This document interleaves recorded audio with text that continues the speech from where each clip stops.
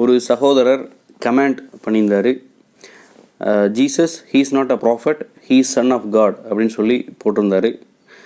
Jesus அவர் ஒரு இறை தூதர், அவர் இறைவனுடைய மகன் அல்ல, இறைவனுடைய ஒரு தூதர். அல்லாஹு தாலா சொல்கிறான், மல் மசீஹு இப்னு மர்யம இல்ல ரசூல், மரியமுடைய மகன் மசீஹ் இறை தூதரை அன்றி வேறில்லை. இதைத்தான் ஈசா அலைஹி வஸல்லம் அவர்களும் ஜீசஸ் அவர்களும் தங்களுடைய சமூகத்தில் இதைத்தான் சொன்னாங்க. இஸ்ராயேலின் சந்ததிகளே, இன்னி ரசூலுல்லாஹி இலைக்கும், நிச்சயமாக நான் உங்களுக்கு இறைவனுடைய ஒரு தூதர். அதே போல் ஈசா அலைஹி வஸல்லம் அவர்களுடைய சமூகத்தில் இறைவனை நம்பிக்கை கொண்டு இறைவனுக்கு கீழ்ப்படிந்த நல்ல மக்கள் அவர்களும் அவரை ஒரு தூதர் என்று தான் சொன்னார்கள், தூதர் என்று தான் ஏற்றுக்கொண்டார்கள்.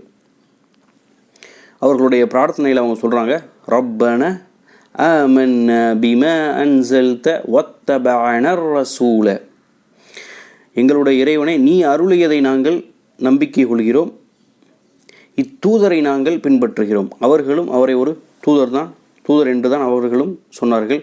சொல்லிட்டு சொல்கிறாங்க, ஃபக்துபுன மஅஷஹிதீன், சாட்சி சொல்வோருடன் நீ எங்களை சேர்த்து எழுதுவாயாக என்று இறைவனிடம் பிரார்த்திக்கிறாங்க. இவ்வாறு இறைவனிடம் பிரார்த்திக்கிறாங்க. அவர் ஒரு தூதர்.